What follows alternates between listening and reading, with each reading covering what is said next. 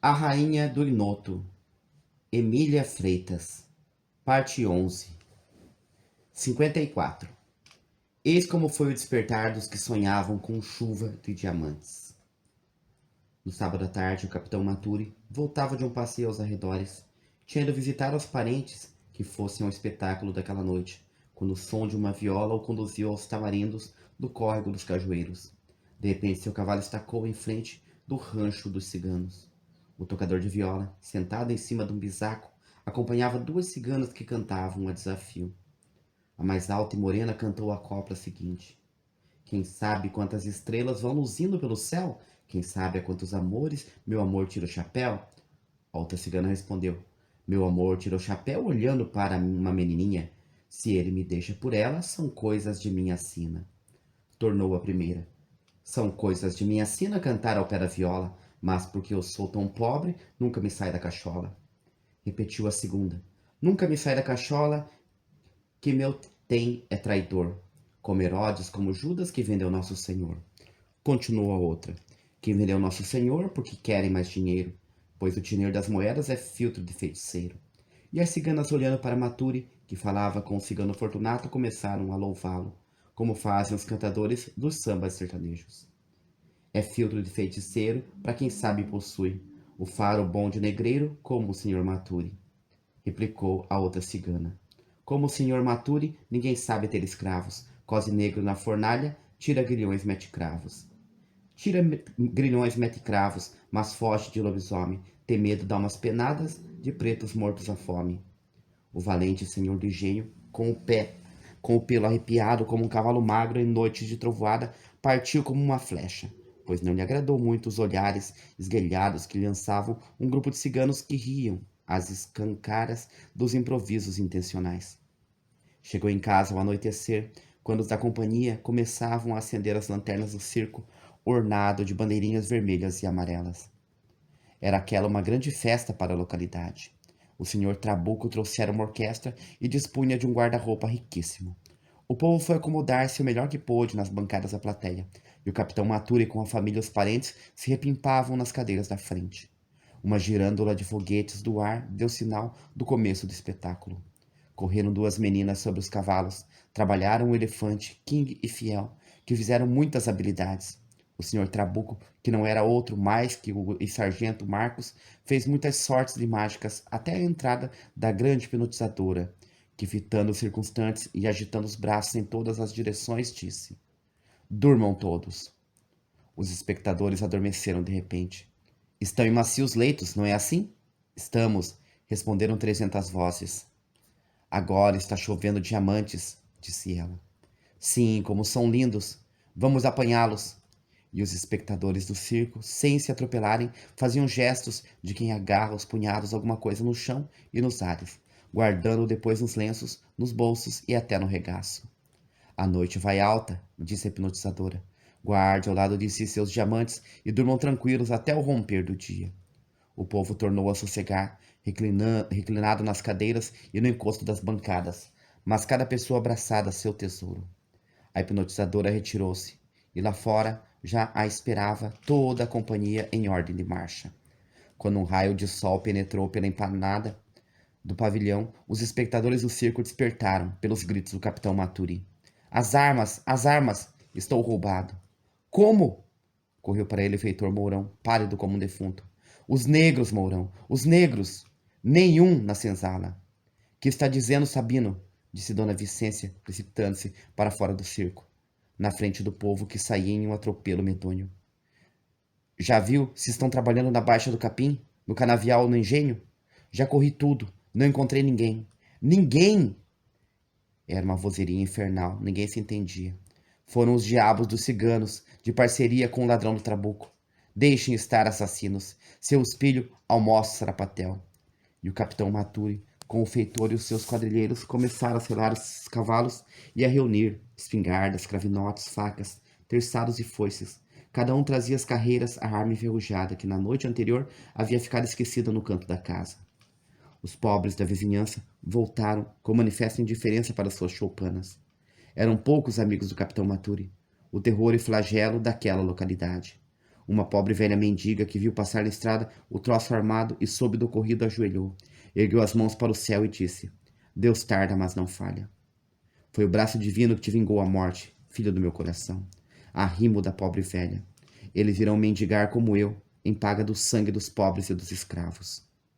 O bando do capitão Maturi, dividido em 4, bateu o mato em todas as direções e voltou à noite sem nenhum roteiro dos fugitivos, sem a mínima notícia de sua passagem. O senhor de engenho e misericórdia vinha furioso, quase apoplético. Encontrou Dona Vicência, sua mulher, dando gritos lastimosos, com todos os sinais de alienada.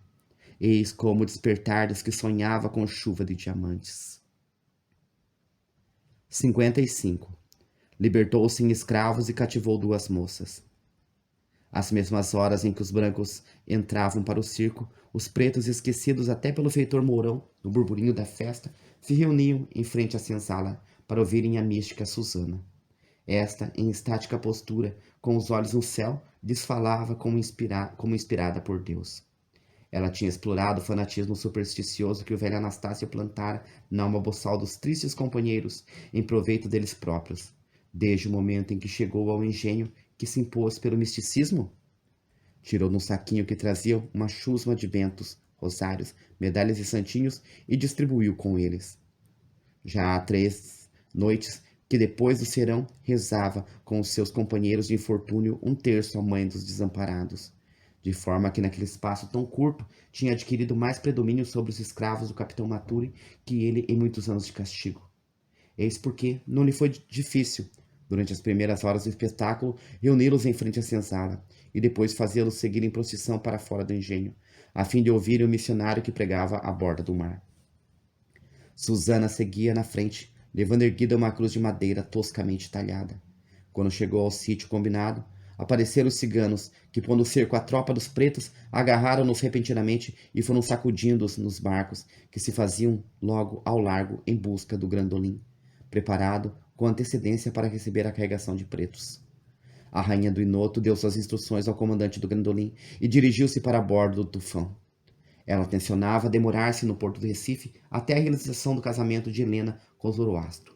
Depois disso, seguiria a mesma derrota do Grandolim até o Rio de Janeiro, donde pretendia voltar à Ilha do Nevoeiro, fazendo escala pelo Ceará.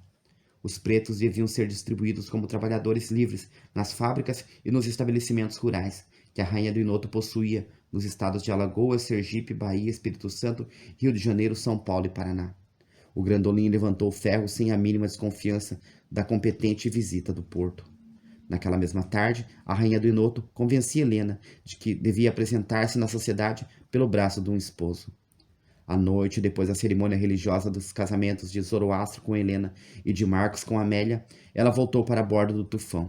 Ali encontrou Roberta muito triste pela solidão do navio, pois a maior parte das paladinas estavam em terra na festa do noivado. Voltou cedo, senhora, disse Roberta com a familiaridade costumada. Só estou onde precisam de mim, Roberta, respondeu. Acompanho a lágrima até o momento em que ela se transforma em riso. Daí por diante pode seguir só o seu caminho. Acha então que Helena pôs hoje o pé no primeiro degrau da felicidade? Não sei. Julgo apenas que, fora do amor, não há para a mulher grandeza nem felicidade possível. Julgo também que a mais ambiciosa de ouro ou de glória não trocaria por uma coroa de louros a grinalda de flores de laranjeira do dia de seu noivado. Nem avalia, senhora, o quanto me admira esta linguagem. Muito mais admiração te causaria a minha falta de franqueza, pois és boa e sincera.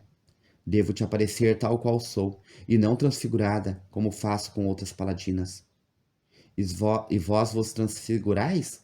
Sim, porque isto não é máscara. Eu nunca me mascarei. Como, senhora, nunca se mascarou? E que é isto? É uma maneira de aparecer às paladinas. Aos estranhos apareço no meu estado natural, ou na figura que exigem as circunstâncias.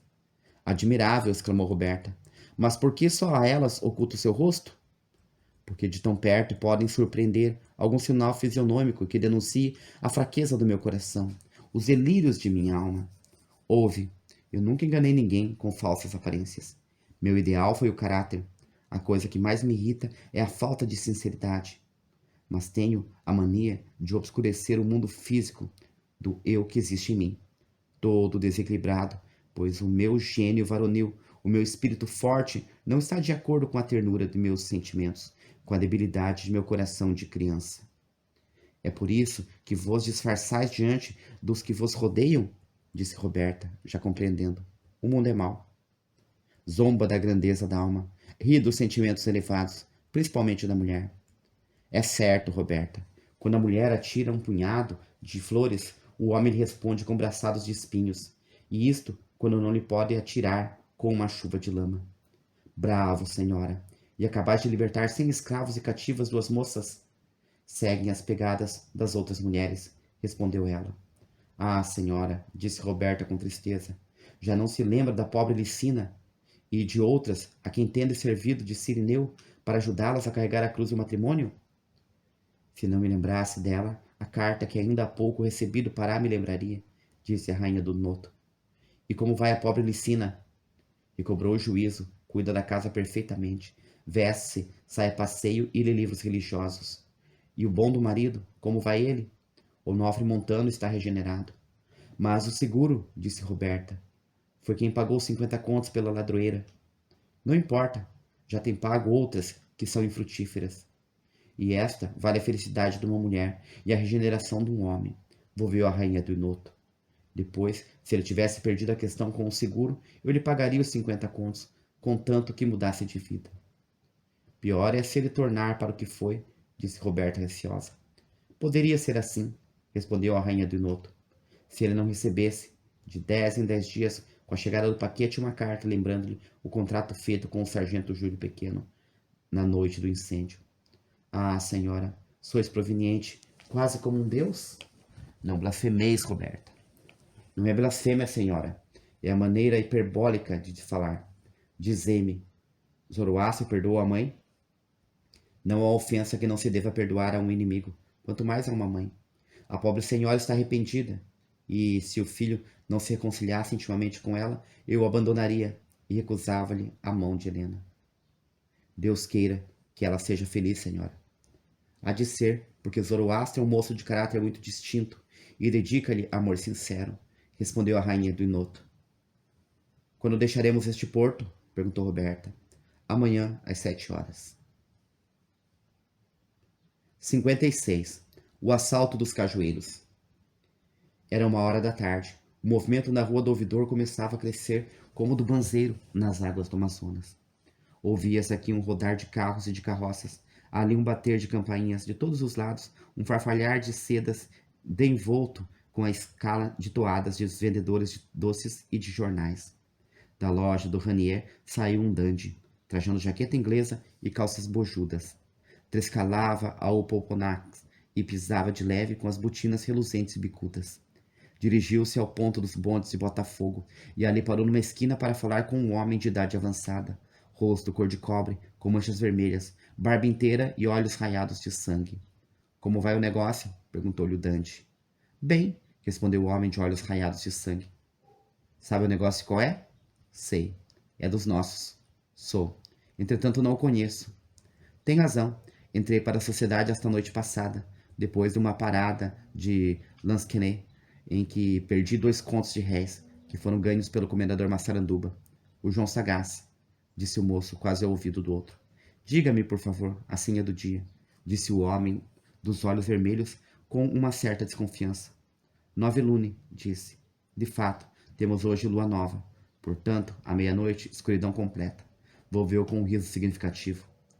Vai para Botafogo arranjar outro negócio? Perguntou Dante. Vou matar o tempo, observando no bonde os comendadores, os viscondes e os barões do mundo elegante. Se fosse o senhor um sócio antigo, já conheceria o meu desinteresse. Um copo de aguardente, um maço de cigarros, tinta, papel e penas são bastante para a minha vida, disse e correu a tomar o bonde. O dandy retrogradou um pouco e entrou na loja de Madame Lambert. Estava ali um viveiro das avezinhas douradas e multicores que os homens chamam de belo sexo. Elas falavam da abertura do cassino, do baile dos deputados, da companhia lírica e dos últimos figurinos. O moço de jaqueta inglesa e calças bojudas aproximou-se de uma senhora vestida de preto, que parecia escolher um chapéu, e disse em voz baixa: Preciso falar-lhe. Quero um lugar no Tilbury. Vamos, disse a senhora de preto. E partiram, ambos no Tilbury, que, a muito custo, venceu os embaraços da tumultuosa Rua do Ouvidor. Apearam-se em frente de um sobrado com janelas de peitoril na Rua do Livramento. Enfiaram por um corredor e depois, de fechada a porta da sala, sentaram-se ao pé de uma mesa redonda. Camila Franco, disse a senhora de preto, trazes-me alguma novidade? Um bom serviço para esta noite, respondeu ela. Precisamos salvar uma família das unhas dos gatunos. Para onde fica a casa ameaçada? Lá para o Rio Comprido. É um negociante português que foi ontem festejar nela os anos da mulher. Mas foi tal a profusão de joias que as senhoras da família ostentaram na festa que atraiu a vista dos gatunos, pois já planejaram uma sortida para meia-noite. Já tem o roteiro? Perguntou a rainha do Inoto, pois era ela a senhora de preto que falava com Camila Franco, transformada em Dante. Estou de posse de todo o segredo deles. A rainha do Inoto tornou a tomar o tílburi e desapareceu na primeira esquina. Pela noite, o céu negro e estrelado parecia espreitar a má aparência de um bando de homens que traziam o rosto coberto com um lenço, tendo 2 buracos no lugar dos olhos. Vinham bem armados e se esgueiravam pelos troncos das árvores do pátio de uma chácara isolada, só tendo uma casinha a 30 passos. A espécie de cautela com que esses homens se aproximavam da chácara desapareceu desde que uma janela da cozinha da mesma se abriu e um vulto chegou a ela agitando um lenço branco na ponta de uma vara. É a Joana, disse um dos homens, que está nos fazendo um sinal convencionado. Ela desempenhou bem o seu papel de criada. Adiantaram-se todos e foram saltando para dentro da cozinha. Depois foram se introduzindo sorrateiramente por toda a casa, cujos habitantes dormiam a bom dormir. Havia luz em todos os quartos, até na sala de jantar. Os ladrões, com a maior habilidade, arrombaram sem fazer rumor as gavetas das cômodas dos tocadores e guarda-vestidos. Arrecadaram todas as joias e valores ali existentes e foram reunir-se na sala de jantar. Tiraram dos aparadores e guarda-louça os restos da festa. Presunto, peru assado, peixes, frutas, queijo, doces e algumas garrafas de vinho. Depois começaram a se banquetear, fazendo saúde aos roubados. O sono dos habitantes da chácara era tão pesado que não lhes deixava dúvida de que a boa da Joana tinha posto no chá o narcótico recomendado. Mas do meio da vozeria se elevou um grito. A polícia! Foi tarde o aviso. A mesa do banquete dos tratantes estava cercada de soldados. Os bandidos ergueram-se sobressaltados e empunharam os punhais e navalhas. Os soldados fizeram o mesmo com as carabinas, mas se conservaram nos postos e o cabo disse: Rendam-se! Deixem-nos passar! Gritaram, avançando com os punhais. Alto lá, bandidos! Estão presos! Fiquem quietos ou fazemos fogo! No meio da confusão de passos no soalho, entre o retinir das armas, ouviu-se gritar. Quanto barulho! Meu Deus, o que é? E apareceu à porta do corredor um grupo de mulheres em traje de dormir. Traziam os olhos espantados e tremiam, todas agarradas umas às outras. Mamãe, mamãe! Cala-te daí, Malvina! Santo Deus! Vamos nos embora, Henriqueta. Pode nos alcançar uma bala? Ouviu-se a primeira detonação. Acudam os meninos de Alice, que acordaram chorando, disse a mais velha das mulheres, tremendo de medo. O pior, mamãe, é que não posso acordar Gustavo. Está com sono de ferro. E Eduardo também parece que está morto, respondeu Malvina. Aí vem o Domingos, disse Henriqueta, e tomou à frente um português baixo, gordo, de barba loura, cabelo à escovinha. Que diabo é isto? Soldados aqui também? Por onde entraram? Pela janela da cozinha, senhor Domingos, respondeu Joana. Foram os ladrões que arrombaram. No mesmo instante, Joana precipitou-se para o corredor, impelindo o grupo de mulheres que corria na frente, gritando. Jesus! Os ladrões são capoeiros! Na sala, a confusão e o barulho de vozes e de armas eram horríveis. Um garoto conseguiu apagar a luz, outro abriu uma porta e fugiram saltando por cima das cabeças dos soldados. Domingos riscou um fósforo e tornou a acender o gás. O chefe dos bandidos lutava ainda com os soldados, procurando evadir-se. Estava furioso. Não se rendia, apesar da desigualdade de forças. Ouviu-se uma voz do lado de fora da porta. Dá licença, vizinha. Apresentou-se na sala a mesma senhora de preto que vimos sair da loja Lambert e encaminhar-se de Tilbury para a Rua do Livramento. O chefe dos bandidos apenas relanceou a vista no rosto da desconhecida, cambaleou como tomado de uma súbita vertigem, agarrou-se ao canto da mesa de jantar e, curvando a cabeça, disse: Prendam-me, mas concedam-me uma graça. Quero fazer uma declaração. Guarde isto para a chefatura de polícia, acudiu o cabo da tropa, pegando-lhe no braço e tomando uma corda das mãos de um soldado. Quero ouvir a declaração deste infeliz, disse a senhora de preto, e não quero que vá manietado. Os soldados fizeram coro numa gargalhada geral, mas a senhora de preto não se desconcertou. Adiantou-se para o soldado, que lhe entregou a corda, tomado de um tremor nervoso. Os outros empalideceram de repente. Então a rainha do ignoto, pois não era outra, disse ao chefe dos bandidos: Fale. O dono da casa, ou o português Domingos, genros de Dona Matilde, com todas as pessoas da família, se aproximaram para ouvir a confissão do preso. 57. A confissão do preso. Em nome de Deus, senhora, juro que não sou gatuno, disse o preso. Sou um infeliz. É o ódio que me arrasta para o crime. Houve um tempo em que minha alma, nos sonhos da poesia, também idealizou a virtude. Foram os preconceitos da sociedade que me fizeram mal. Foi um louco amor que me reduziu a isto. Não há de crer-me ninguém, porque sou definitivamente um miserável. Entretanto, nasci na opulência, e se vivo em companhia dos gatunos, é para ver roubar aos que roubaram, e também para vingar os inocentes. E o chefe dos gatunos, apontando para Dona Matilde, disse com asco: Veem esta respeitável viúva? Herdeu uma boa fortuna. Trouxe sempre as filhas vestidas de seda e cobertas de brilhantes. Bom dote, além da herança paterna. Mas para gozar desta aventura foi preciso espoliar uma triste órfã e depois roubá-la no que há de mais santo, no seu amor puro e sincero, que lhe poderia salvar no abandono em que morreu. Virgínia veio à mente de todos, mas Dona Matilde prorrompeu em gritos de indignação. Levem daqui quanto antes este ladrão atrevido. Basta! Isto é demais! Matem esse diabo, senão agarro na tranca da porta e meto-lhe na cabeça. Ninguém se moveu, e a própria Dona Matilde baixou a cabeça, influenciada pelo poder desconhecido do olhar profundo da senhora de preto. O preso continuou apontando para o português Domingos.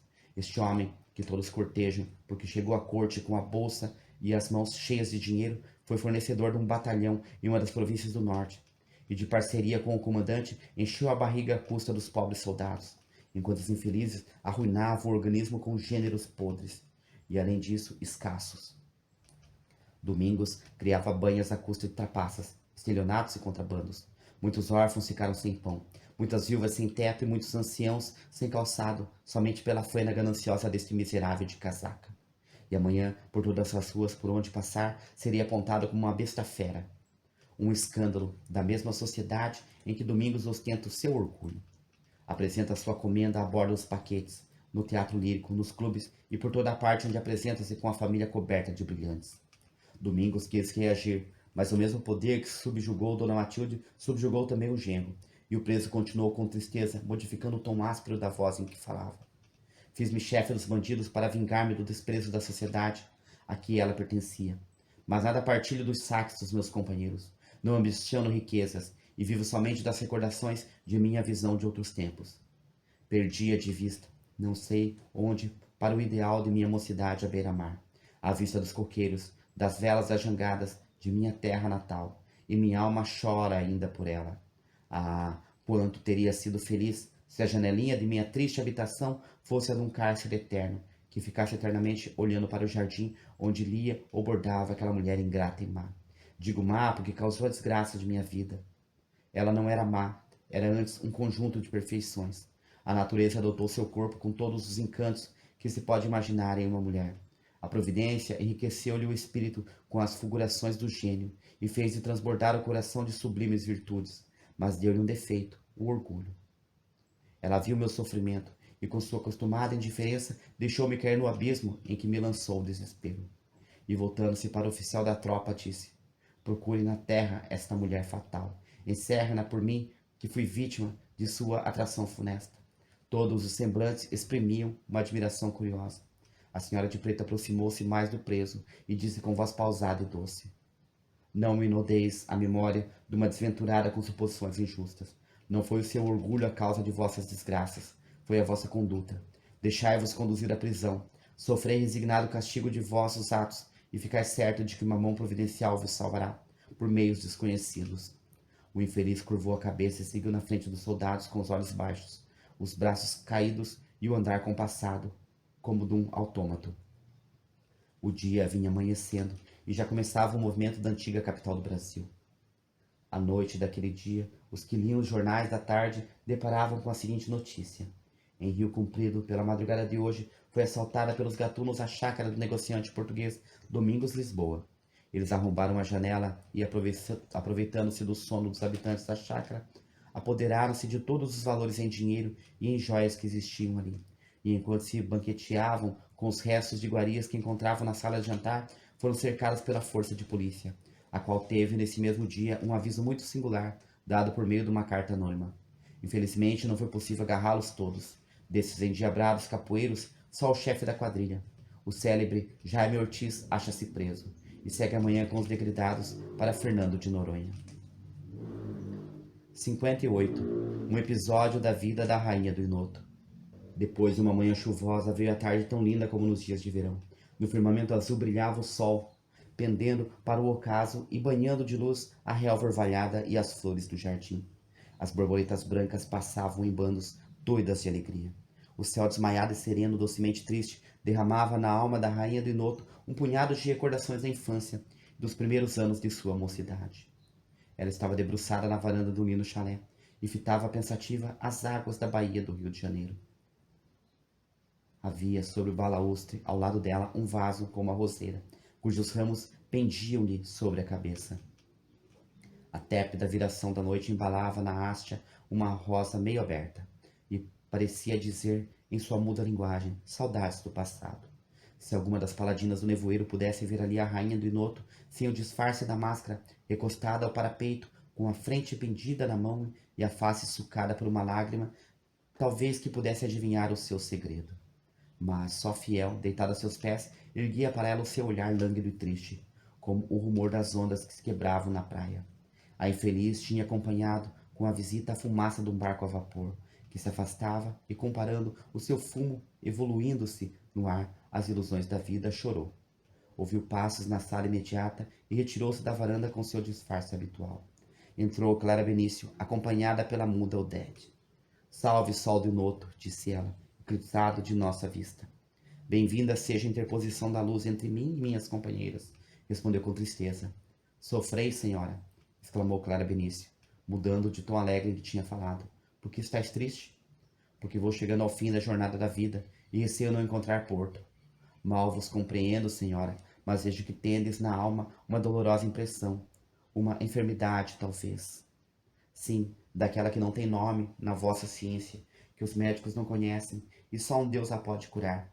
Nunca amaste, senhora? Perguntou Clara Benício. Perdoai a minha indiscrição. Nunca, respondeu ela. O único homem que mereceu ser amado por mim foi aquele. Vem ver. E chegando à varanda com a doutora, mostrou-lhe um salteador que passava na rua conduzido pela tropa e seguindo de um bando de curiosos. Jaime Ortiz, meu Deus, que horror! Exclamou Clara Benício entrando. Juro pela fé de meu caráter, volveu a rainha do Inoto com energia, que nunca o amei, mas repito, foi o único capaz de corresponder aos sentimentos de minha alma com toda a força, verdade e constância da vida inteira. Aquele poeta e bandido de coração diamantino. Vês por isso que nasci condenada a não amar, porque os outros, nobres perante a lei ou a sociedade, são bandidos do amor, e não há onde escolher.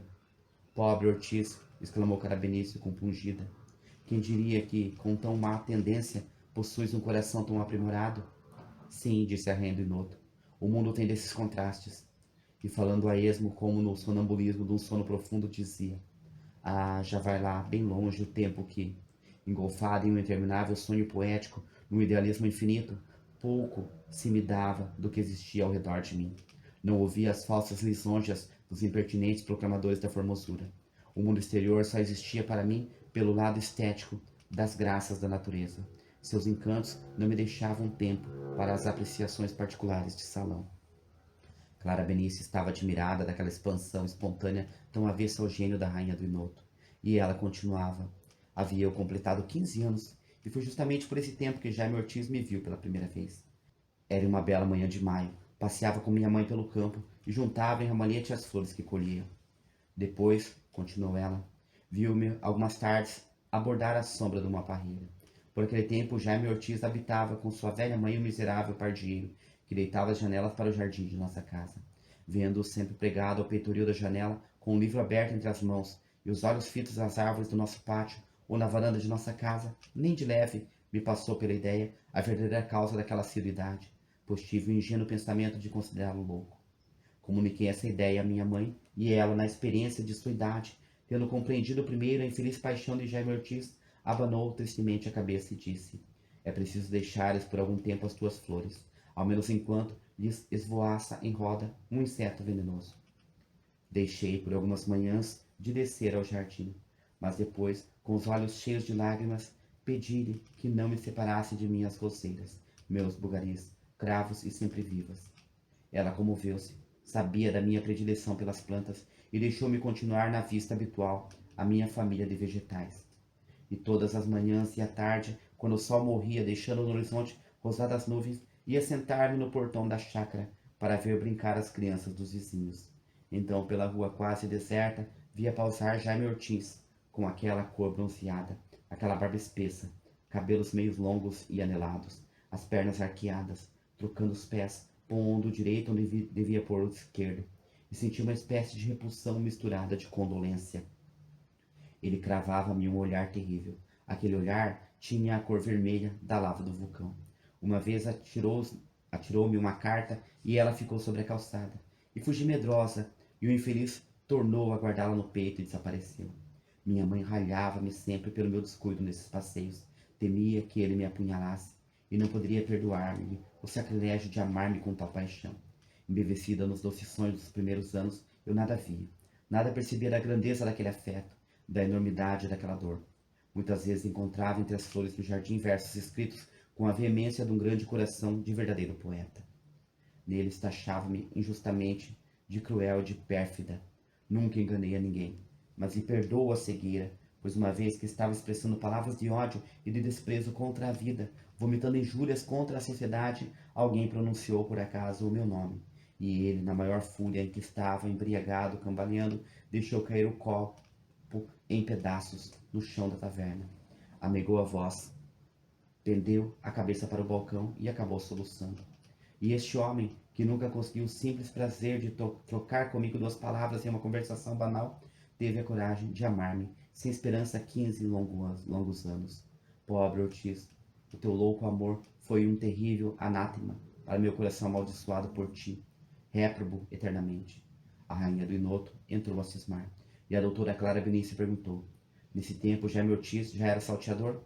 Provavelmente, pois já tinha 30 anos, pouco mais ou menos, mas ele fazia acreditar que todos os desmandos de sua vida provinham dessa paixão frustrada. Tenho certeza de que não começou naquela data, pelo menos a sua embriaguez. E apesar disto, sempre que me recordo desse episódio de minha vida, fico em extremo compungida. Jamais é isto um episódio, senhora, disse a doutora Clara Benício. Dar-se-á o caso que vosso coração tem uma história muito longa e complicada? Não, Clara, meu coração não tem história, porque se tivesse, para contá-la seria preciso inventar uma língua diferente de todas as quantas se falam na terra. E a rainha do Enoto pendeu a cabeça em profundo meditar, e Clara Benício retirou-se impressionada. 59. Domingo de Carnaval. Era domingo de Carnaval. Uma alegria infantil agitava os habitantes da cidade de São Sebastião. As crianças e os moços não sentiam a fadiga dos esforços empregados para brilhantar a festa do Deus Momo.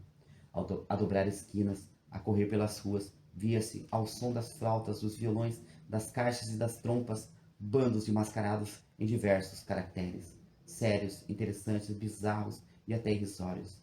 Debruçadas nas varandas dos sobrados e nas janelas das casas, via-se, em atitude curiosa, os vultos elegantes das moças que ostentavam as cores garridas de seus vestidos talhados à última moda. Elas riam, mas estremecendo de ansiedade para reconhecer entre os grupos de mascarados das sociedades carnavalescas um gesto, uma configuração que lhes denunciasse o escolhido de sua alma sob aquele traje representativo ou bufão. As crianças, rindo e batendo as palmas, iam e vinham ao longo das calçadas, numa alaridade ensurdecedora e invejável. No começo da rua, vinha aparecendo um carro de 6 rodas, representando um navio. Era puxado por elefantes, a cujo pelo haviam dado um verniz dourado, de forma que pareciam elefantes de ouro. Uma névoa transparente envolvia uma imensidade de crianças vestidas de ló branco, como de espuma do mar. As nevadas asas daqueles anjos tremiam ondulantes numa atmosfera de luz. Eles estavam colocados em grupos interessantes, desde a quilha do simulado barco até as vergas dos mastros. Sobre a cabeleira loura traziam grinaldas de rosas pálidas.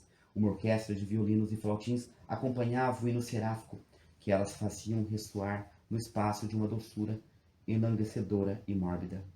Em outro carro, em seguida ao primeiro, vinham mulheres meio enterradas em montes de cinza e tendo sobre a cabeça, em forma de meia-lua, uma nuvem azulada, em cuja transparência luminosa se lia, com as cores do íris, a palavra lágrimas.